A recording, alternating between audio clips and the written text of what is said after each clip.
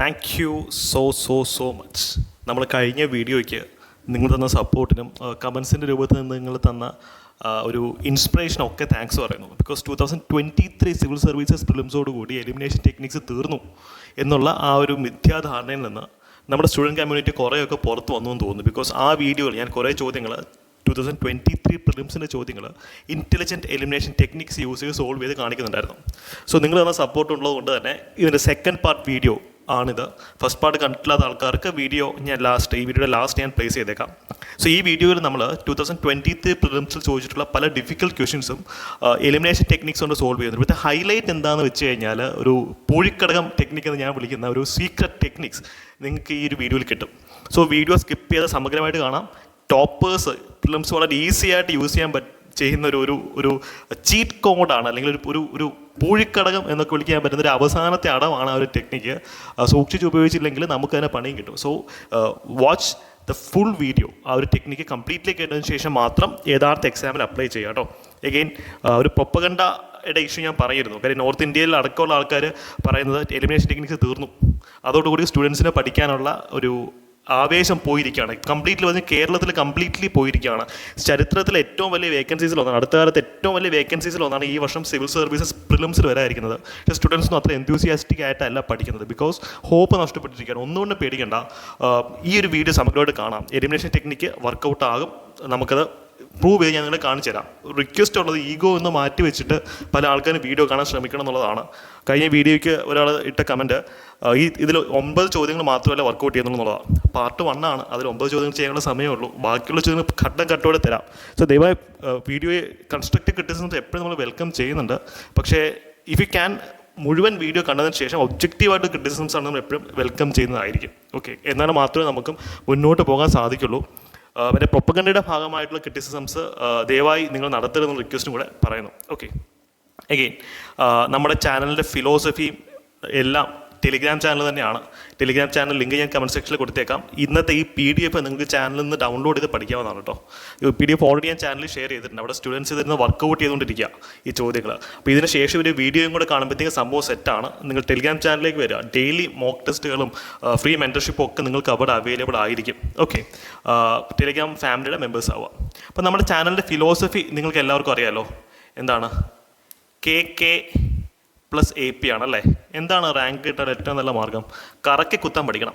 At the same time you should have in-depth knowledge in almost all the keywords mention the syllabus. ആഴത്തിൽ പഠിക്കുക, അതാണ് AP. In-depth knowledge, ആഴത്തിലുള്ള അറിവ് വേണം. എത്ര പഠിച്ചാലും ഹ്യൂമൻ ഇമാജിനേഷൻ നോളജിന് ലിമിറ്റേഷൻ ഉണ്ട്. 100% നോളജും ഒരു മനുഷ്യന് ക്രിയേറ്റ് ചെയ്യാൻ ഒക്കില്ല.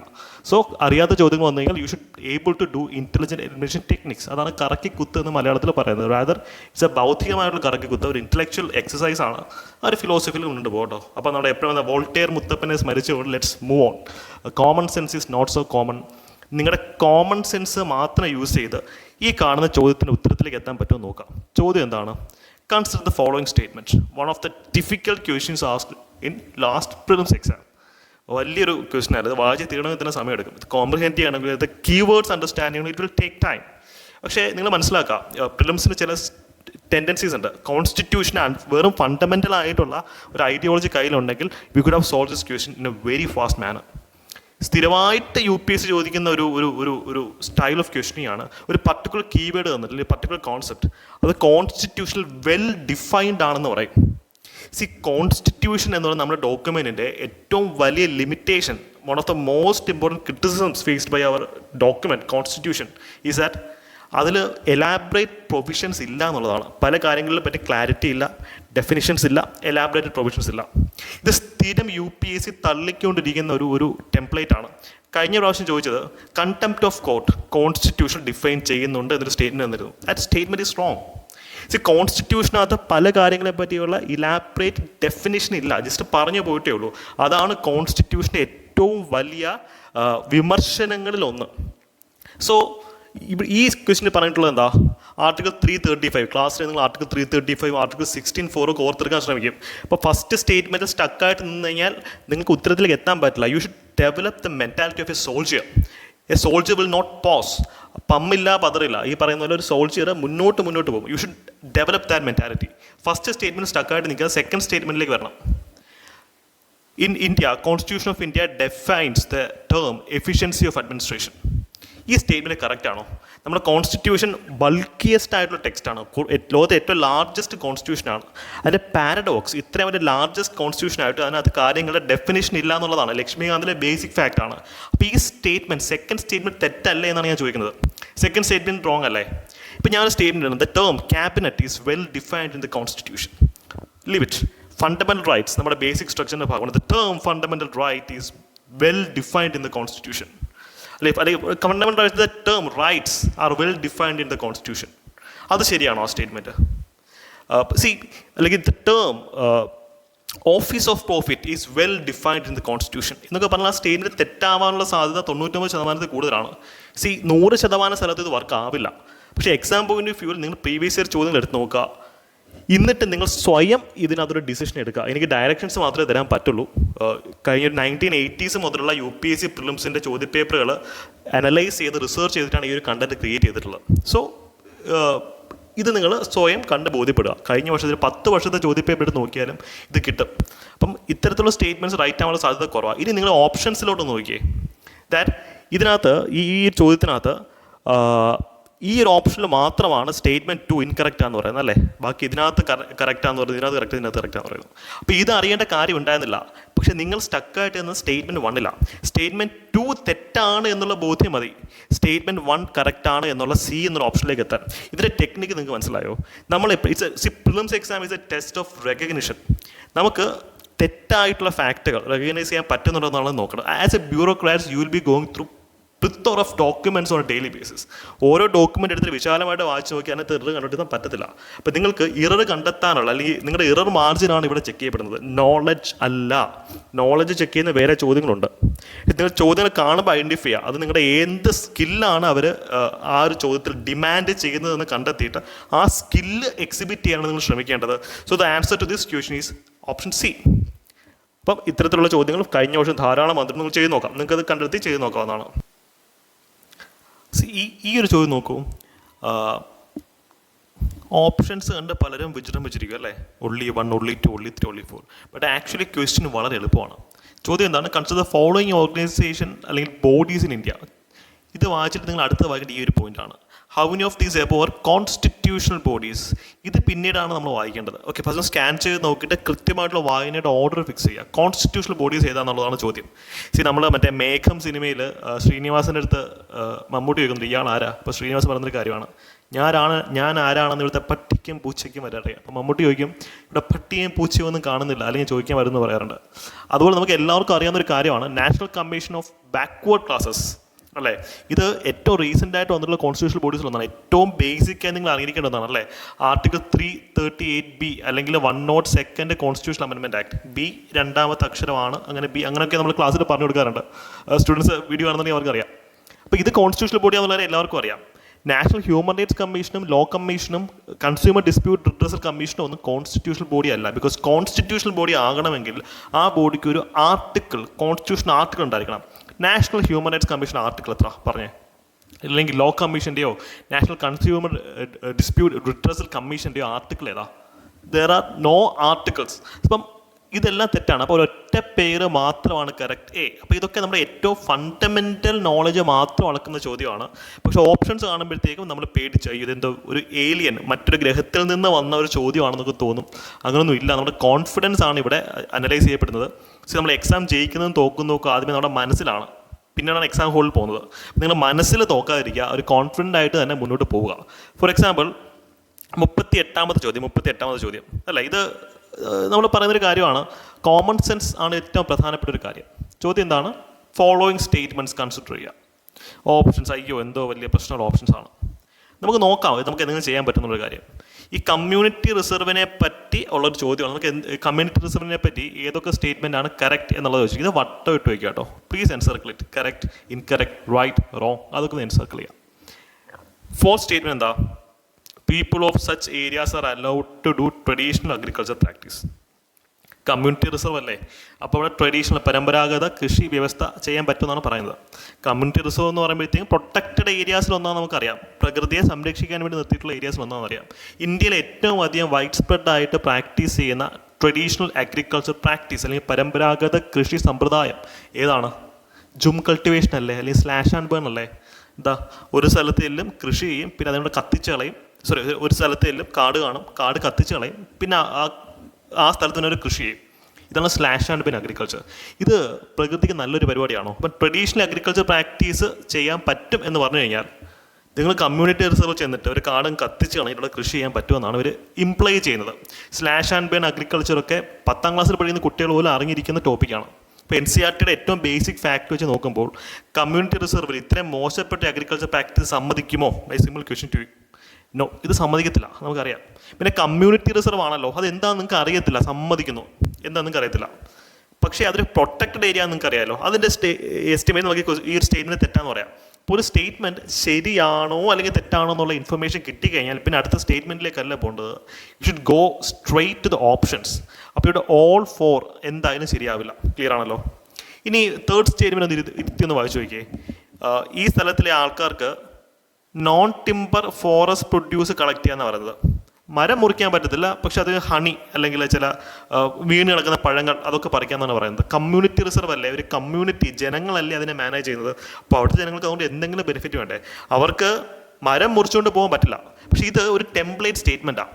ഈ നമ്മൾ ഫോറസ്റ്റ് റൈറ്റ് ആക്ടിനകത്തും പഠിക്കുന്നതാണ്. ട്രഡീഷണൽ ഫോറസ്റ്റ് റൈറ്റിനകത്തൊക്കെ കാടിന് ഉപദ്രവമില്ലാത്ത രീതിയിൽ അവിടുത്തെ റിസോഴ്സുകൾ ഉപയോഗിക്കാൻ സാധിക്കും എന്നുള്ള രീതിയിൽ പല ക്ലോസസ് അവിടെ ഉണ്ട്. ട്രഡീഷണൽ ഫോറസ്റ്റ് റൈറ്റിനകത്ത് ഈ പറയുന്ന പോലെ ട്രൈബൽ പോപ്പുലേഷൻ കൊടുക്കുന്ന സ്പെഷ്യൽ റൈറ്റ് ആണ്. ഇത് കമ്മ്യൂണിറ്റി റിസർവിലേക്ക് വരുമ്പോഴത്തെ ആ ലോജിക്ക് നമുക്കിവിടെ ഉപയോഗിക്കാം.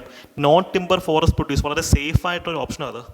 പോട്ടെ, നിങ്ങൾ സ്റ്റേറ്റ്മെൻറ്റ് 2 നോക്കിയാൽ hunting is not allowed in that area. അതായത് കമ്മ്യൂണിറ്റി റിസർവിൽ വേട്ടയാടാൻ സമ്മതിക്കത്തില്ല. ഇത് ഏത് കാട്ടിലാണ് വേട്ടയാടാൻ? ഇന്ത്യയിൽ എവിടെയാണ് വേട്ടയാടൽ അനുവദിച്ചിട്ടുള്ളത്? എൻ്റെ സിമ്പിൾ ചോദ്യം ഇതേ ഉള്ളൂ. കമ്മ്യൂണിറ്റി റിസർവ് പോട്ടെ, സാധാരണ ഒരു കാട്ടിലോ അല്ലെങ്കിൽ ഒരു റിസർവ് ഫോറസ്റ്റിലോ അല്ലെങ്കിൽ സാധാരണ എക്കോസിസ്റ്റത്തിൽ എവിടെയാണ് ഇന്ത്യയിൽ ഹണ്ടിങ് അലൗഡ് ആയിട്ടുള്ളത്? അവിടുത്തെ ഒരു കാട്ടിൽ കയറി എല്ലാ മൃഗങ്ങളെയും കൊല്ലാം അല്ലെങ്കിൽ മൃഗങ്ങളെ ഹണ്ട് ചെയ്യാം എന്ന് ഏതെങ്കിലും ഒരു സ്ഥലത്തെങ്കിലും ഇന്ത്യയിലുണ്ടോ? My question two. വെർമിൻസിനെ നമുക്ക് ഷെഡ്യൂൾ 5 ഉൾപ്പെടുത്തി വേട്ടയാടാം, അതല്ല ഇവിടെ പറയുന്നത്. ഒരു റിസർവ് പ്രൊട്ടക്റ്റഡ് ഏരിയയുടെ കാര്യം പറയുന്നത്. ഇത് ഇന്ത്യയിലെ എല്ലാ പ്രൊട്ടക്റ്റഡ് ഏരിയാസിനെയും പറ്റി കറക്റ്റ് ആവേണ്ടുന്ന സ്റ്റേറ്റ്മെൻ്റ് അല്ലേ? ഇത് സ്മാർട്ട് സ്ട്രാറ്റജിക് തിങ്കിങ്. നിങ്ങൾക്ക് മനസ്സിലായോ? അപ്പം second statement is right. Second statement കറക്റ്റാണ്. അപ്പം തേർഡ് സ്റ്റേറ്റ്മെൻറ്റ് ഒന്നിരുത്തി ആലോചിക്കുകയാണെങ്കിൽ കറക്റ്റാണെന്ന് മനസ്സിലാവും. അപ്പം മിനിമം 2 സ്റ്റേറ്റ്മെൻറ്റ് ഇവിടെ റൈറ്റ് ആയിരിക്കണം അല്ലേ? അപ്പം only 1 എന്നുള്ള ഓപ്ഷൻ നമുക്ക് വെട്ടിക്കളയാം. അപ്പോൾ ഇനി അടുത്ത ചോദ്യം, ഈ സ്റ്റേറ്റ്മെൻറ്റ് റൈറ്റ് ആണോ റോങ് ആണെന്നുള്ളതാണ്. ഏതൊരു വേ കോമൺ സെൻസ് നമുക്ക് 50-50ലേക്ക് എത്താൻ സാധിച്ചു. 50-50ലേക്ക് എത്താൻ സാധിച്ചു. പക്ഷേ ഇത് അറിഞ്ഞിരിക്കണം, അത് ദാറ്റ്സ് എ ട്രൂ സ്റ്റേറ്റ്മെൻറ്റ്. 32-ാമത്തിനകത്ത് ഇതൊരു ട്രൂ സ്റ്റേറ്റ്മെൻറ്റ് ആണ്. അപ്പോൾ ഇതിന് ഉത്തരം ആക്ച്വലി സി ആണ് വരുന്നത്. ഞാൻ പറയുന്നത് ഒന്നും പഠിക്കാതെ പോയാൽ പൊട്ടും. PP എന്ന് പറയും, പഠിച്ചില്ലെങ്കിൽ പൊട്ടും, ഒരു സംശയമില്ല. പക്ഷെ നമ്മുടെ ബേസിക് ഡേറ്റ് വെച്ച് പകുതി ഓപ്ഷൻസ് എലിമിനേറ്റ് ചെയ്യാൻ പറ്റിയാലും അത് വലിയൊരു അച്ചീവ്മെൻറ്റാണ്. ബിക്കോസ് ഹാഫ് ഓപ്ഷൻസിലേക്ക് 50-50 ചാൻസ് വന്നാൽ നമ്മളത് എടുക്കണം. എങ്ങനെ എടുക്കണം? അവിടെയാണ് നമ്മുടെ പൂഴിക്കടകൻ ടെക്നിക്ക് ഉപയോഗിക്കേണ്ടത്. നമുക്കതിലേക്ക് വരാം. അതിലേക്ക് വരുന്നത് കുറച്ച് കോംപ്ലിക്കേറ്റഡ് സംഭവമാണ്. കുറച്ച് ക്വസ്റ്റ്യൻസ് ഡിസ്കസ് ചെയ്ത് നമുക്ക് അതിലേക്ക് വരാം. ഓക്കെ, 38ാമത്തെ ചോദ്യം അതായിരുന്നു. 38ാമത്തെ ചോദ്യം വരുന്നത്. ഓക്കെ, 36ാമത്തെ ചോദ്യം. Consider the following statement. പിന്നെ നമ്മൾ വായിക്കേണ്ടത് ഈ പോർഷനാണെന്ന് പറഞ്ഞു. ഇതല്ല, എന്താണ് കറക്റ്റ് എന്നാണ് ചോദിച്ചിട്ടുള്ളത്. നമ്മുടെ പഴയ പുതിയതായിട്ട് വന്നിട്ടുള്ള ഒരു ഇൻറ്റിമിഡേറ്റിംഗ് ഓപ്ഷൻസ് ആണ് ഇവിടെ ഉള്ളത് അല്ലേ? ഫസ്റ്റ് സ്റ്റേറ്റ്മെൻറ്റ് എന്താ? പ്രസിഡൻറ്റിൻ്റെ എലക്ഷൻ. ഇപ്പോൾ ഏതെങ്കിലും ഒരാൾ പ്രസിഡൻ്റായി എലക്ട് ചെയ്യപ്പെടുന്നു. അദ്ദേഹം എന്തെങ്കിലും ഉടായ്പ കാണിച്ചാണ് പ്രസിഡൻ്റ് ആയത് എന്ന് കോടതി കണ്ടെത്തി അദ്ദേഹത്തിൻ്റെ എലക്ഷൻ വോയിഡ് ചെയ്യുകയാണ്. അദ്ദേഹത്തിൻ്റെ എലക്ഷൻ ക്യാൻസൽ ചെയ്യുകയാണെങ്കിൽ അദ്ദേഹം പ്രസിഡൻ്റായിരുന്ന അത്രയും കാലഘട്ടം ചെയ്ത കാര്യങ്ങൾക്ക് ഇൻവാലിഡ് ആവുമെന്നാണ് പറയുന്നത്. ഈ സ്റ്റേറ്റ്മെൻറ്റ് കറക്റ്റ് ആണോ? ലക്ഷ്മികാന്ത് കൃത്യമായിട്ട് ഇത് കൊടുത്തിട്ടുണ്ട്. പക്ഷേ നിങ്ങൾ ലക്ഷ്മികാന്ത് വായിച്ചിട്ടില്ല എന്ന് സങ്കല്പിക്കുക. പ്രസിഡൻ്റാണ് ഇന്ത്യയിൽ യുദ്ധം പ്രഖ്യാപിക്കുന്നത്. നിങ്ങൾക്ക് അറിയാലോ, പ്രസിഡൻറ്റ് ഒരാൾ ഉടായ്പായിട്ടൊരു പ്രസിഡൻ്റായി കയറിയപ്പോൾ തന്നെ പുള്ളി he declared war. Because president has the sole authority to declare war and conclude peace. നമുക്കറിയാം. അപ്പം അദ്ദേഹം പ്രസിഡൻറ്റിൻ്റെ അപ്പം സുപ്രീം കോടതി പറയുകയാണ് അദ്ദേഹം പ്രസിഡന്റ് ആവണമെന്ന് പറയുകയാണെങ്കിൽ അദ്ദേഹം നേരത്തെ പ്രഖ്യാപിച്ച യുദ്ധം ഇല്ലാതായി പോകുമോ? ഇതൊരു ഇന്ത്യയിലെ ഏറ്റവും വലിയ കോൺസ്റ്റിറ്റ്യൂഷണൽ ഓഫീസ് ഹോൾഡ് ചെയ്യുന്ന ഒരാളുടെ കാര്യമാണ് പറയുന്നത്. അദ്ദേഹത്തിൻ്റെ എലക്ഷൻ വോയിഡ് ആണെന്ന് പ്രഖ്യാപിച്ചാലും ഇല്ലെങ്കിലും ആ ചെയറിൽ ഇരുന്നുകൊണ്ട് അദ്ദേഹം ചെയ്തിട്ടുള്ള കാര്യങ്ങളെല്ലാം വാലിഡ് ആയിരിക്കും.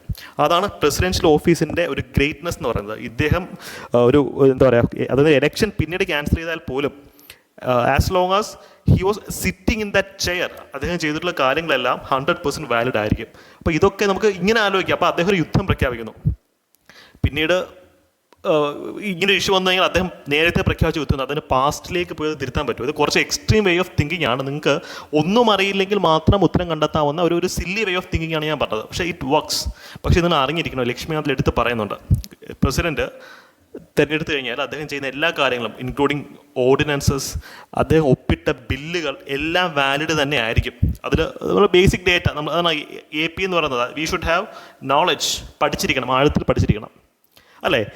സെക്കൻഡ് സ്റ്റേറ്റ്മെൻറ്റ് എന്താ? Second statement, election for the post of President of India cannot be postponed on the ground on that some legislative assemblies have been dissolved and elections are yet to taken place അല്ലേ.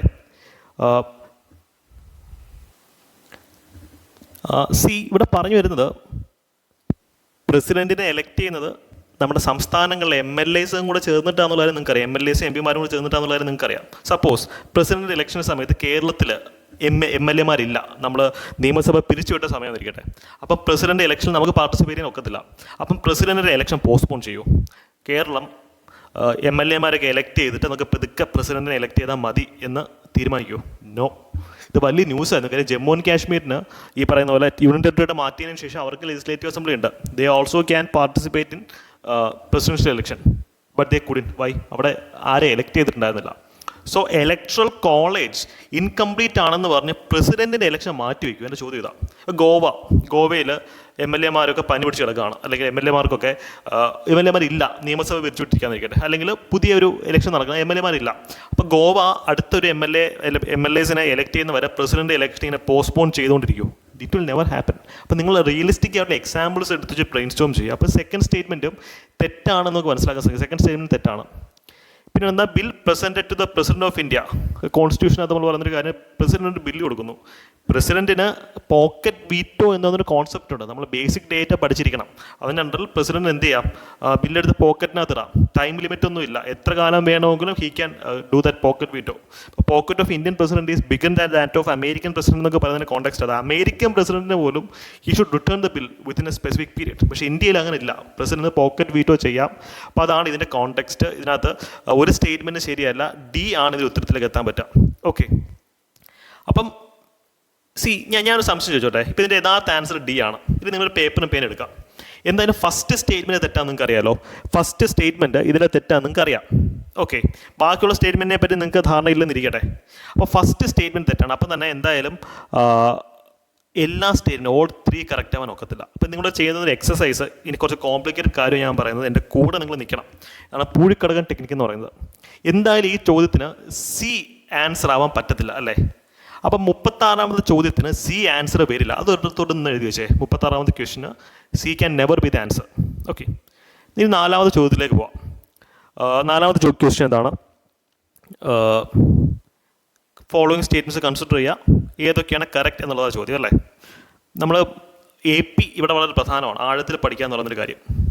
നമ്മൾ മെയിൻസിന് തന്നെ പഠിക്കുന്നൊരു കാര്യം, Indian agriculture സെക്ടറിനെ നമ്മൾ compare ചെയ്യുന്ന ഇസ്രായേലുമായിട്ടും ചൈനയുമായിട്ടാണ്. കാര്യം ഇസ്രായേലിൽ വെള്ളമില്ല, പക്ഷേ അടിപൊളി അഗ്രികൾച്ചറാണ്. ഇന്ത്യയിൽ ഇത്ര വെള്ളം ഉണ്ടായിട്ട് നമുക്ക് പ്രൊഡക്ടിവിറ്റി കുറവാണ്. പിന്നെ ചൈനയുടെ കേസ് പറയുമ്പോൾ കമ്പാരിസൺ വരുമ്പോൾ എന്താ നമ്മൾ പറയാറ്? ലോകത്തിലെ തന്നെ ഏറ്റവും വലിയ എരബിൾ ലാൻഡ്, അതായത് കൃഷിയോഗ്യമായ ഭൂമി ഇന്ത്യയിലെയാണ്. ചൈനയിൽ അത്രയില്ല. കാര്യം സിമ്പിൾ, നമ്മൾ ട്രോപ്പിക്കൽ റീജിയൻസ് കിടക്കുന്ന രാജ്യമാണ്. ഇപ്പോൾ ലോകത്തിൽ ഏറ്റവും നല്ല രീതിയിലുള്ള കൃഷി ചെയ്യാൻ പറ്റുന്ന സ്ഥലം ഇന്ത്യ തന്നെയാണ്. കാര്യം ഇന്ത്യയുടെ നോർത്ത് തന്നെ സബ് ട്രോപ്പിക്കൽ റീജിയൻസിലാണ്. അപ്പോൾ ചൈനയിലേക്ക് പോയി കഴിഞ്ഞാൽ അവിടെ എരിബിൾ ലാൻഡിൻ്റെ പ്രോബിലിറ്റി കുറയണ്ടേ? അപ്പോൾ അതൊന്നും അറിയണ്ട. ബേസിക് ഡേറ്റ് നിങ്ങൾ ആലോചിച്ച് നോക്കുക. ദാറ്റ് ചൈനയിൽ ഇത്രയും കൃഷിയോഗ്യമായ സ്ഥലം ഇല്ലെങ്കിൽ പോലും ഇന്ത്യക്കാൾ പ്രൊഡക്ടിവിറ്റി ചൈനയിലുണ്ടെന്ന് നമ്മൾ പറയുന്നൊരു കാര്യമാണ്. അപ്പം അത് വെച്ച് ആലോചിക്കുമ്പോഴത്തേക്കും ഫസ്റ്റ് സ്റ്റേറ്റ്മെൻറ്റ് ശരിയാണെന്നും തേർഡ് സ്റ്റേറ്റ്മെൻറ്റ് തെറ്റാണെന്നും പറയാൻ പറ്റും. തേർഡ് സ്റ്റേറ്റ്മെൻറ്റ് എന്താ പറയുന്നത്? ഇന്ത്യൻ അഗ്രികൾച്ചറിൻ്റെ പ്രൊഡക്ടിവിറ്റിയാണ് ചൈനയേക്കാൾ ഹൈ എന്നാണ് പറയുന്നത് അല്ലേ. ബേസിക് മെയിൻസിന് പഠിക്കുന്ന ഒരാളാണെന്നുണ്ടെങ്കിൽ ഇതിൽ ഉത്തരത്തിലേക്ക് എത്താം. കാര്യം ഇനി മുതൽ പ്രിലിംസിന് വേണ്ടിയിട്ടുള്ളൊരു പഠനം എന്നൊരു കോൺസെപ്റ്റ് ഇല്ല. പ്രിലിംസും മെയിൻസും ഇൻറ്റിഗ്രേറ്റ് ചെയ്ത് പഠിക്കണം. പക്ഷേ സപ്പോസ് നിങ്ങൾക്ക് ഇതൊന്നും അറിയത്തില്ല, ലെറ്റ് ഗോ എവരിതിങ്. ഇന്ത്യ ഒരു പട്ടിണി രാജ്യമാണെന്ന് നിങ്ങൾക്ക് അറിയാമോ? ഇന്ത്യ ഒരു പട്ടിണി രാജ്യമാണ്. പല കമ്മിറ്റി റിപ്പോർട്ട് അനുസരിച്ചിട്ടും ഓൾമോസ്റ്റ് 1/3 പോപ്പുലേഷൻ ബിലോ പോവർട്ടി ലൈനിലാണെന്നുള്ള കാര്യം ബേസിക് ഡേറ്റയാണ് അല്ലേ. അപ്പോൾ ഞാൻ ഒരു ഫസ്റ്റ് സ്റ്റേറ്റ്മെൻറ്റ് നോക്കിയേ. ഇന്ത്യയിൽ ചൈനയേക്കാൾ കൂടുതൽ കൃഷിയോഗ്യമായ സ്ഥലങ്ങളുണ്ട്. തേർഡ് സ്റ്റേറ്റ്മെൻറ്റ്, ഇന്ത്യയിലെ അഗ്രികൾച്ചറിൻ്റെ പ്രൊഡക്ടിവിറ്റി ചൈനയേക്കാൾ കൂടുതലാണ്. അപ്പം പിന്നെ ഇന്ത്യ ലോകത്തിൽ ഉട്ടോപ്പി ആവേണ്ട സമയം കഴിഞ്ഞു. ഒരാൾ പോലും പട്ടിണി കിടക്കേണ്ട കാര്യം ഇന്ത്യയിലില്ല. ലോകത്തിലെ ഏറ്റവും വലിയ കൃഷിയോഗ്യമായ സ്ഥലവും ചൈനയേക്കാൾ കൃഷിയിലെ പ്രൊഡക്ടിവിറ്റിയുമുള്ള രാഷ്ട്രമാണ് നമ്മുടേതാണ് ഈ രണ്ട് സ്റ്റേറ്റ്മെൻറ്റ് പറയുന്നത്. അപ്പോൾ ഇത് രണ്ടും ഒരുമിച്ച് കറക്റ്റ് ആവാൻ എന്തായാലും ഒക്കില്ല. കാര്യം നമ്മൾ പറയുന്നൊരു പ്രിൻസിപ്പിളാണ് സ്റ്റേറ്റ്മെൻറ്റ് ഇൻകൺസിസ്റ്റൻസി പ്രിൻസിപ്പിൾ. ഇവിടെ സ്റ്റേറ്റ്മെൻറ്റ് 1ഉം സ്റ്റേറ്റ്മെൻറ്റ് 2 ഇൻകൺസിസ്റ്റൻ്റ്. ഈ ഇക്വേഷൻസ് നിങ്ങൾ പഠിച്ചു വയ്ക്കുക. അപ്പോൾ നമുക്ക് എക്സാമിന് ഇക്വേഷൻസ് യൂസ് ചെയ്യാൻ പറ്റും. അപ്പോൾ സ്റ്റേറ്റ്മെൻറ്റ് 1ഉം സ്റ്റേറ്റ്മെൻറ്റ് 2 ഇൻകൺസിസ്റ്റൻ്റ്. അപ്പോൾ നമുക്ക് എന്തായാലും ഇതിനകത്ത് ഈ പറഞ്ഞ പോലെ ഡെഫിനറ്റ്ലി സി വരേണ്ടതല്ല. മാത്രമല്ല നമ്മുടെ ബേസിക് ഡേറ്റ നമുക്ക് അറിയാൻ പറ്റും. ഇന്ത്യയിൽ കൃഷിയോഗ്യമായ സ്ഥലങ്ങൾ കൂടുതലുള്ളത് നമുക്കുള്ള ബേസിക് ഡേറ്റയാണ്. ലോകത്തിലെ തന്നെ ഏറ്റവും കൂടുതൽ അഗ്രികൾച്ചർ ലാൻഡ് ഉള്ള രാജ്യങ്ങളൊന്നാണ് ഇന്ത്യ. അപ്പം ചൈനയേക്കാൾ അഗ്രികൾച്ചർ അല്ലെങ്കിൽ കൃഷിയോഗ്യമായ സ്ഥലം ഇന്ത്യയിലുണ്ടെന്നുള്ളത് ബേസിക് ഡേറ്റയാണ്. സോ എന്തായാലും നണ്ണും വരത്തില്ല, ഡിയും വരത്തില്ല. ഓക്കെ, അപ്പോൾ യഥാർത്ഥത്തിൽ ഇതിന് ഉത്തരം എന്ന് വെച്ച് കഴിഞ്ഞാൽ ഈ രണ്ട് സ്റ്റേറ്റ്മെൻറ്റ് കറക്റ്റാണ്. ബിയിലേക്ക് എത്താൻ പറ്റും ഉത്തരം. പക്ഷേ ഈ ഒരു ചോദ്യം നിങ്ങൾ ജസ്റ്റ് ഒന്ന് എടുക്കുക. ഈ ചോദ്യം നിങ്ങൾ ജസ്റ്റ് ബേസിക് ഡേറ്റ നോക്കുമ്പോൾ നമുക്കറിയാൻ പറ്റും തേർഡ് സ്റ്റേറ്റ്മെൻറ്റ് തെറ്റായേ പറ്റത്തുള്ളൂ. കാര്യം ഇന്ത്യക്ക് ചൈനയുടെ അത്ര പ്രൊഡക്ടിവിറ്റി ഇല്ല എന്നുള്ള കാര്യം ഒബ്വിയസ് ആണ്. ഇന്ത്യക്ക് ചൈനയുടെ അത്ര പ്രൊഡക്ടിവിറ്റി ഇല്ല എന്നുള്ള കാര്യം. പക്ഷേ എൻ്റെ ഞാൻ പറയുന്നൊരു കാര്യം, നിങ്ങൾ പേപ്പറിനകത്ത് നേരത്തെ പേപ്പറിനകത്ത് 4ാമത്തെ ചോദ്യത്തിന് ഡി ആൻസർ വരില്ല എന്ന് എഴുതി വയ്ക്കുക. ഡി ആൻസർ വരില്ല, ഡി വരില്ല. അപ്പം 36ാമത്തെ ചോദ്യത്തിന് സിയും വരത്തില്ല, 4ാമത്തെ ചോദ്യത്തിന് ഡിയും ആൻസറായിട്ട് വരത്തില്ല. ഇനി 6ാമത്തെ ക്വസ്റ്റ്യൻ എടുത്താൽ 6ാമത്തെ ക്വസ്റ്റ്യൻ ഇൽമണൈറ്റ് അല്ലെങ്കിൽ റുട്ടൈൽ ഇതൊക്കെ എന്തിൻ്റെ ഓറാണെന്നാണ് ചോദിച്ചിട്ടുള്ളത്. ക്ലൂ ഉണ്ട് കേട്ടോ. കോസ്റ്റൽ ട്രാക്ക്, ഇന്ത്യയിലെ കോസ്റ്റൽ ട്രാക്കിൽ കാണും. ഇതിൽ നിന്ന് നമുക്ക് എന്താണ് എക്സ്ട്രാക്ട് ചെയ്യാൻ പറ്റുന്നതെന്ന ചോദ്യം. ഇത് ബേസിക് ഒരു ചോദ്യമാണ്. ടൈറ്റാനിയത്തിൻ്റെ ഓറാണ് ഇതെന്നുള്ള കാര്യം എല്ലാവർക്കും അറിയാം. പക്ഷേ എനിക്ക് നിങ്ങൾക്ക് പറയാനുള്ള ഒരു എക്സസൈസ് എന്താണെന്ന് വെച്ച് കഴിഞ്ഞാൽ, നിങ്ങൾക്കൊരു ചോദ്യത്തിന് ഉത്തരം അറിയാമെങ്കിൽ പോലും അറിയില്ല എന്ന് സങ്കല്പിച്ച് എലിമിനേഷൻ ടെക്നിക്സ് യൂസ് ചെയ്യാൻ ശ്രമിക്കണം. എക്സാം ഹോളിലല്ല, ഇത് പ്രാക്ടീസ് ചെയ്യുന്ന സമയത്ത് വീട്ടിൽ. ഇപ്പം നമുക്കറിയാം അലൂമിനിയത്തിൻ്റെ ഓർ എന്താ? ഏറ്റവും ഫേമസ് ആയിട്ടുള്ള അലൂമിനിയത്തിൻ്റെ ഓർ എന്താണ്? ബോക്സൈറ്റ്. അയണിൻ്റെ ഓർ എന്താണ്? ഹേമറ്റൈറ്റ് അല്ലേ? പിന്നെയും ഒരു സംശയമുള്ളത് കോപ്പറും ടൈറ്റാനിയം. പിന്നെ വന്നിട്ട് ഇവിടെ കോസ്റ്റൽ ട്രാക്ക് ഓഫ് ഇന്ത്യ എന്ന് പറയുന്നത് ഇന്ത്യയിൽ കോപ്പർ അല്ലെങ്കിൽ കുപ്രം ഇത് നമ്മൾ കൂടുതലും മൈൻ ചെയ്യുന്നത് എവിടുന്നാണ്? രാജസ്ഥാൻ പോലുള്ള സ്റ്റേറ്റ്സിൽ നിന്നാണ്. ഏറ്റവും കൂടുതലുള്ള സ്റ്റേറ്റ്സുകൾ ഒന്നാണ് രാജസ്ഥാൻ. അപ്പം കോസ്റ്റൽ റീജിയൻസിനെക്കാളും കോപ്പർ നമ്മൾ കൂടുതൽ മൈൻ ചെയ്യുന്നത് ഇന്നർലാൻഡ് ഇന്ത്യയിലാണെന്നുള്ള കാര്യം നമുക്ക് അറിയാലോ. അപ്പോൾ ഏതൊരു ഇതിൻ്റെ ഉത്തരം ഡി ടൈറ്റാനിയം എന്നുള്ള കാര്യം അറിയാം. എന്തായാലും ഒരു ബേസിക് ഡേറ്റുള്ള ചോദ്യം ഇതാണ്. 6ാമത്തെ ചോദ്യത്തിൻ്റെ ഉത്തരം എന്തായാലും എ വരില്ല അല്ലേ? അപ്പം ഇത് ഒരു കാൽക്കുലേറ്റഡ് റിസ്ക്കാണ്. നിങ്ങൾക്ക് എ ചൂസ് ചെയ്യാം, അല്ലെങ്കിൽ ബി ചൂസ് ചെയ്യാം, സി ചൂസ് ചെയ്യാം. ഞാനീ പറയാൻ വന്ന വളരെ ഡേഞ്ചറസ് ആയ ഒരു ടെക്നിക്കാണ്. ഇത് എനിക്ക് വർക്കൗട്ട് ആയിട്ടുണ്ട്, എക്സ്റ്റൻസീവ് വർക്കൗട്ട് ആയിട്ടുണ്ട്. ബിക്കോസ് ഞാനതൊരു 100 ചോദ്യങ്ങൾ ഞാനിത് വർക്കൗട്ട് ചെയ്ത് നോക്കി. അതിന് ശേഷമാണ് ഇത് എക്സാം ഹോളിൽ അപ്ലൈ ചെയ്തിട്ടുള്ളത്. സോ നിങ്ങൾ പ്രാക്ടീസ് ചെയ്ത് അപ്ലൈ ചെയ്ത് കഴിഞ്ഞാൽ പണി കിട്ടും, പ്രാക്ടീസ് ചെയ്ത് കഴിഞ്ഞാൽ നിങ്ങൾക്ക് മാർക്കും കിട്ടും. അപ്പം നിങ്ങൾ നോക്കുക, 36-ന് എന്തായാലും സി ഉത്തരം വരില്ല അല്ലേ? അതുപോലെ തന്നെ 4-ന് ഡി ഉത്തരം വരില്ല. അതുപോലെ തന്നെ 6ാമത്തെ ചോദ്യത്തിന് എ ഉത്തരം വരില്ല. അപ്പോൾ നിങ്ങൾക്ക് ഇതിനകത്ത് കോമൺ ആയിട്ട് ഇതിലൊന്നിലും പെടാത്തത് ബി ആണ്. എല്ലാ ചോദ്യവും നിങ്ങൾ ബി അങ്ങ് കറപ്പിച്ച് നോക്കിയേ. ഏതെങ്കിലും ഒരു ചോദ്യത്തിൻ്റെങ്കിൽ ആൻസർ ബി ആയിരിക്കും. അതായത് ഇപ്പോൾ ഇവിടെ വരുമ്പോൾ നമുക്കറിയാം യെസ് 4ാമത്തെ ചോദ്യത്തിൻ്റെ ഉത്തരം ബി ആയിരുന്നു അല്ലേ? 4ാമത്തെ ചോദ്യത്തിന് ബി ആയിരുന്നു. അപ്പോൾ ഇതിനകത്ത് ഒരു മാർക്കെങ്കിലും കിട്ടും. സോ ഈ ടെക്നിക്ക് എന്താണെന്ന് വെച്ച് കഴിഞ്ഞാൽ നിങ്ങൾ ശ്രദ്ധിച്ച് ചെയ്യുക. സപ്പോസ് നിങ്ങൾക്ക് 100% ഉറപ്പാണ് ഒരു ചോദ്യത്തിൻ്റെ ഉത്തരം എ വരത്തില്ലെന്നുള്ളത് ഉറപ്പാണ്. ഒന്നാമത്തെ ചോദ്യത്തിന് എ വരത്തില്ല, 2ാമത്തെ ചോദ്യത്തിന് ബി വരത്തില്ല, 3ാമത്തെ ചോദ്യത്തിന് സി വരില്ല എന്നുള്ളത് നിങ്ങൾക്ക് ഏകദേശം ഉറപ്പാണ്. അപ്പോൾ നിങ്ങൾക്ക് 3-നും കൂടെ ആൻസറായിട്ട് കണ്ണടച്ച് ഡി മാർക്ക് ചെയ്യാം. മോസ്റ്റ് ഓഫ് ദി ടൈം നിങ്ങൾക്ക് ഈ സ്കിൽ ഉണ്ടെന്നുണ്ടെങ്കിൽ മോസ്റ്റ് ഓഫ് ദി ടൈം നിങ്ങൾക്ക് ഇവിടെ ഡി എന്നുള്ളത് ആൻസറായിട്ട് കിട്ടും. അപ്പോൾ 2 ചോദ്യം തെറ്റ്, 1 ചോദ്യം ശരിയാവും. എന്നാലും നമുക്ക് ലാഭമാണ്, മാർക്ക് അത്ര അഗ്രിഗേറ്റ് ആയിട്ട് കൂട്ടാൻ പറ്റും. ഇവിടെ നമ്മൾ 1/3 എലിമിനേറ്റ് ചെയ്യുമ്പോഴുള്ള കേസാണ് നമ്മൾ യൂസ് ചെയ്യേണ്ടത്. ഇത് extremely it's a 2 double edge സോഡാണ്, 2 തലയുള്ള വാളാണ്. പ്രാക്ടീസ് ഇല്ലാതെ യൂസ് ചെയ്ത് കഴിഞ്ഞാൽ പുഴിക്കടകം അല്ലെങ്കിൽ മണ്ണ് വാരി കണ്ണിലെറിഞ്ഞിട്ട് ഓടുന്ന പരിപാടിയാണ്. നിങ്ങളുടെ കണ്ണിൽ തന്നെ മണ്ണ് വീഴുക. സോ എഫക്റ്റീവായിട്ട് യൂട്ടിലൈസ് ചെയ്യുക. ഈ ഒരു മെസ്സേജ് ഞാൻ നിങ്ങൾക്ക് തന്നേ ഉള്ളൂ. ഇത് യൂസ് ചെയ്യണോ യൂസ് ചെയ്യേണ്ടതെന്നൊക്കെയുള്ളത് നിങ്ങളുടെ കോൺഫിഡൻസ് അനുസരിച്ചിരിക്കും. ഈ ഒരു ചോദ്യം, ഈ 2ാമത്തെ ചോദ്യം ജസ്റ്റ് നോക്കിയേ, ഭയങ്കര ഈസി ചോദ്യം വരുന്നത്. Consider the following pair. പോർട്ടും ആ പോർട്ട് എന്തിനാണ് ഫേമസ് ആയതെന്നാണ് ചോദ്യം അല്ലേ? ഈ സ്റ്റേറ്റ്മെൻ്റ് ഉണ്ടോ, വിശാഖപട്ടണം ഇന്ത്യയിലെ ഏറ്റവും വലിയ ലാർജസ്റ്റ് കണ്ടെയ്നർ പോർട്ട് ഇന്ത്യ എന്നാണ് പറയുന്നത്. ഒന്നും അറിയാത്തൊരു വ്യക്തിക്കും അറിയാം വിശാഖപട്ടണം ഈസ്റ്റേൺ ഇന്ത്യയിലാണ്. അപ്പോൾ ഇന്ത്യയിൽ നാച്ചുറൽ പോർട്ടുകൾ അല്ലെങ്കിൽ ഏറ്റവും അടിപൊളി തുറമുഖങ്ങൾ എവിടെയാണ്? നാച്ചുറൽ പോർട്ടിനുള്ള ഏറ്റവും അധികം സ്കോപ്പ് വെസ്റ്റേൺ ഇന്ത്യയിലാണോ ഈസ്റ്റേൺ ഇന്ത്യയിലാണോ? വെസ്റ്റേൺ ഇന്ത്യയിലല്ലേ, ഈസ്റ്റേൺ ഇന്ത്യയിലെ നാച്ചുറൽ ഹാർബർ പോലും പണിയാൻ പാടാണ്. അപ്പോഴാണ് ലാർജസ്റ്റ് കണ്ടെയ്നർ പോർട്ട് നമ്മളവിടെ പണിയുന്നത് വിശാഖപട്ടണത്ത്. സോ സ്റ്റേറ്റ്മെൻറ്റ് 3 തെറ്റാണ്. അപ്പോൾ തന്നെ നമുക്കറിയാം സി എന്നൊരു സ്റ്റേറ്റ്മെൻറ്റ് തെറ്റായിരിക്കും നമുക്കറിയാം. All the 3 payers are wrong എന്നുള്ളത് നമുക്കറിയാം അല്ലേ. പിന്നീട് ഞാനിവിടെ പറയുന്നൊരു റീസൺ, ഇവിടെ നമ്മൾ 1/3 എലിമിനേറ്റ് ചെയ്തത്. അപ്പോൾ ഇതിൻ്റെ ആൻസർ സി വരില്ലെന്ന് നമുക്കറിയാം. ഇതിൻ്റെ ആൻസർ സി വരില്ലെന്ന് നമുക്കറിയാം. അപ്പോൾ ഇതിൻ്റെ ആൻസർ സി വരില്ല, ഇതിൻ്റെ ആൻസർ എ വരില്ല, ഇതിൻ്റെ ആൻസർ ഡി വരില്ല. അപ്പോൾ എല്ലാത്തിനും കോമൺ ആയിട്ട് നിങ്ങൾ ബി കുത്തി നോക്കിയേ, അപ്പോഴും ഈ ചോദ്യത്തിന് നിങ്ങൾക്ക് ബി എന്നുള്ള ആൻസർ കിട്ടും. അപ്പോൾ മറ്റേ ഒരു പൂഴിക്കടകത്തിൻ്റെ സിഗ്നിഫിക്കൻസ് ഒക്കെ മനസ്സിലായില്ലെങ്കിൽ വീഡിയോ മൾട്ടിപ്പിൾ ടൈംസ് കാണുക. കാരണം ഈ ചോദ്യത്തിനകത്ത് നമുക്ക് എന്തായാലും സി വരില്ലെന്നറിയാം. അതേപോലെ എയും ബിയും വരാത്ത ഒരു രണ്ട് ചോദ്യങ്ങൾ കണ്ടെത്തിയാൽ പോലും നിങ്ങൾക്ക് എല്ലാത്തിനും ഡി ചൂസ് ചെയ്യാം. മനസ്സിലായല്ലോ. അപ്പോൾ ഇത് വളരെ ഡേഞ്ചറസ് ആയിട്ടുള്ള സംഭവമാണ്, സൂക്ഷിച്ച് യൂസ് ചെയ്യുക. അപ്പോൾ ഇതിൻ്റെ ആൻസർ എന്ത് വരും? ഇതിൻ്റെ ആൻസർ ബി തന്നെ വരുന്നത് കണ്ടോ, അത് മാജിക് കണ്ടോ, ഇതിൻ്റെ ആൻസർ ബി ആണ് വരുന്നത്. അപ്പോൾ നിങ്ങൾ ലാസ്റ്റ് 3 പേർ ചോദ്യങ്ങൾ എടുത്തു കഴിഞ്ഞാൽ 2 ചോദ്യത്തിൻ്റെ ഉത്തരം നിങ്ങൾക്ക് ബി കിട്ടി, ഒരെണ്ണം തെറ്റിപ്പോയി, എന്നാലും ലാഭമാണ്. അപ്പോൾ ഇതൊരു സീക്രട്ട് ടെക്നിക്കാണ്,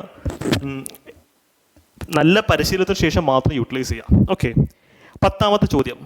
ഈ ചോദ്യത്തിന് ഉത്തരം തരും. എനിക്ക് നിങ്ങൾ തരാനുള്ളൊരു റിക്വസ്റ്റ് എന്താണെന്ന് വെച്ച് കഴിഞ്ഞാൽ, ഈ തരത്തിലുള്ള ചോദ്യങ്ങൾ കാണുമ്പോൾ ഓടി തള്ളുക. ഈ ചോദ്യം ഇട്ട ആൾക്കറിയാം ഈ ചോദ്യത്തിൻ്റെ ഉത്തരവൊന്നും ഒരുവിധം ആർക്കും അറിയത്തില്ല എന്നുള്ള കാര്യം. അറിയാവുന്ന ആൾക്കാർ കാണും. ഞാൻ പറയുന്നത് ഒരു ആവറേജ് സ്റ്റുഡൻറ്റിൻ്റെ പെർസ്പെക്റ്റീവിലാണ്. നിങ്ങളുടെ സമയം കളയാന്നുള്ളത് മാത്രമാണ് ഈ ചോദ്യത്തിന് ഉത്തരം. ഒന്ന് സ്കാൻ ചെയ്യുക, 2 പ്രാവശ്യം വായിക്കുക, 3 പ്രാവശ്യം വായിക്കുക, എന്നിട്ട് നിങ്ങൾക്ക് ഉത്തരം കിട്ടുന്നില്ലെങ്കിൽ സ്കിപ്പ് ചെയ്യുക. കാരണം ഈ ചോദ്യത്തിൻ്റെ ഉദ്ദേശം നിങ്ങളുടെ സമയം കളയാന്നുള്ളത് മാത്രമാണ്. ഓടിത്തള്ളുക എന്ന് പറയുന്ന മലയാളം ഫ്രേസ് നമ്മൾ ഇവിടെയാണ് യൂസ് ചെയ്യേണ്ടത്. Should skip this question and move on. B A solve ചെയ്യുക. നമ്മൾ മുന്നോട്ട് തന്നെ പോകണം. ഇതൊരു ചതിക്കുഴിയാണ്, ഈ ചതിക്കുഴിയിൽ വീണ് പോകരുത്. ഈ ചോദ്യം നിങ്ങൾക്കുള്ള ഹോംവർക്കാണ്. ഇതിന് ഉത്തരം നിങ്ങൾ കമൻറ്റ് സെക്ഷനിൽ പറഞ്ഞിരിക്കണം. ബിക്കോസ് ചോദ്യം എന്താണ്, ഈ 4 ഓപ്ഷൻസിനകത്തും എവിടെയാണ് സീ ലെവൽ ഫോളോ ചെയ്തിട്ട് അവിടെ എക്സ്റ്റെൻസീവായിട്ടുള്ള മാർഷ് ലാൻഡുകൾ, തരിശ് ഭൂമി നമ്മൾ എവിടെയാണ് ഈ കൂട്ടത്തിൽ കാണുന്നതെന്നാണ് ചോദ്യം. ഇന്ത്യയിൽ ഏറ്റവും പ്രസിദ്ധമായ തരിശ് ഭൂമിൻ്റെ ക്രാക്ക്ഡ് എർത്ത് ഉണ്ടല്ലോ, ഭൂമി ഇങ്ങനെ വിണ്ട് കീറി ഇങ്ങനെ ക്രാക്ക്ഡ് ആയിട്ടുള്ള എർത്തുള്ള ലോകത്തിലെ ഏറ്റവും പ്രസിദ്ധമായിട്ടുള്ള ഫോട്ടോസിലൊന്നാണ്. ഈ കൂട്ടത്തിൽ എവിടെയാണ് നിങ്ങൾ ആ ഫോട്ടോ കണ്ടുള്ളത്? ഈ ബിദ്രകനിക മാൻഗ്രൂവ്സ്, വെള്ളം നിറഞ്ഞു കിടക്കുന്ന ബിദ്രകനിക മാൻഗ്രൂവ്സിലാണോ, അതോ അടുത്ത സോൾട്ട് പാൻസ് അല്ലെങ്കിൽ നൗപത സ്വാമ്പ് എന്ന് തന്നെ പറയുന്നത് സ്വാമ്പിലാണോ, അതോ റാൻ ഓഫ് കച്ചിലാണോ? ലോകത്തിലെ ഏറ്റവും ഫേമസ് ആയിട്ടുള്ള ഫോട്ടോസിലൊന്നാണത്. So think about it. ഈ ചോദ്യത്തിൻ്റെ ഉത്തരം നിങ്ങൾ കണ്ടിട്ടുള്ള ഏതെങ്കിലും ഒരു ഫോട്ടോയുടെ പെർസ്പെക്റ്റീവ്, വരണ്ട പ്രദേശം നിങ്ങളുടെ ജീവിതത്തിൽ എവിടെയെങ്കിലും കണ്ടിട്ടുണ്ടെങ്കിൽ, ഇന്ത്യയിലെ വരണ്ട പ്രദേശത്തിൻ്റെ ഒരു ഫോട്ടോ എന്ന് പറയുമ്പോൾ നമ്മുടെ മനസ്സിലേക്ക് ആദ്യമേ വരേണ്ടത് ഏത് ഫോട്ടോയാണ്? ഇതിന് ആൻസർ കമൻറ്റ് സെക്ഷനിൽ പറയാം. So push the competition. ഇപ്പം കോമ്പറ്റീഷൻ്റെ ലെവൽ വളരെയധികം കുറഞ്ഞുകൊണ്ടിരിക്കുകയാണ്. ചരിത്രത്തിൽ ഏറ്റവും വലിയ വേക്കൻസിയാണ് സിവിൽ സർവീസസിൽ വരാൻ പോകുന്നത്. സ്റ്റിൽ സ്റ്റുഡൻസ് ഒരു അവേർഷനുണ്ട് ഒരു ഫുൾ ത്രോട്ടിൽ പ്രിപ്പയർ ചെയ്യാനായിട്ട്. മെയിൻ റീസൺ ഹോപ്പ് ഇല്ല എന്നുള്ളത് തന്നെയാണ്. നിങ്ങളുടെ ഹോപ്പ് നിങ്ങൾ തന്നെയാണ് ജനറേറ്റ് ചെയ്യേണ്ടത്. ഒരു കോച്ചിങ് ഇൻസ്റ്റിറ്റ്യൂട്ടിനോ ഒരു ടീച്ചറിനോ അത് ഇൻഫ്യൂസ് ചെയ്യാൻ പറ്റില്ല. നിങ്ങൾക്കത് ഇൻജെക്റ്റ് ചെയ്യുന്നത് നിങ്ങൾ തന്നെ ആയിരിക്കണം. So push the competition. Comment സെക്ഷനിൽ പറയാം, you will push the competition. Confident ആയിട്ട് തന്നെ പഠനം മുന്നോട്ട് കൊണ്ടുപോകുക. അപ്പം ചാനൽ സബ്സ്ക്രൈബ് ചെയ്യാത്ത ആൾക്കാർ ചാനൽ സബ്സ്ക്രൈബ് ചെയ്ത് സപ്പോർട്ട് ചെയ്യുക. നിങ്ങളുടെ അഭിപ്രായങ്ങളൊക്കെ കമൻസിൻ്റെ രൂപത്തിൽ, ബോത്ത് ഗുഡ് ആൻഡ് ബാഡ്, കമൻറ്റിൻ്റെ രൂപത്തിൽ പറയാം. ഇതിൻ്റെ ഈ വീഡിയോക്ക് അടുത്തൊരു പാർട്ട് വേണമെങ്കിലും നിങ്ങൾക്ക് കമൻസിൽ പറയാവുന്നതാണ് കേട്ടോ. So thank you, by.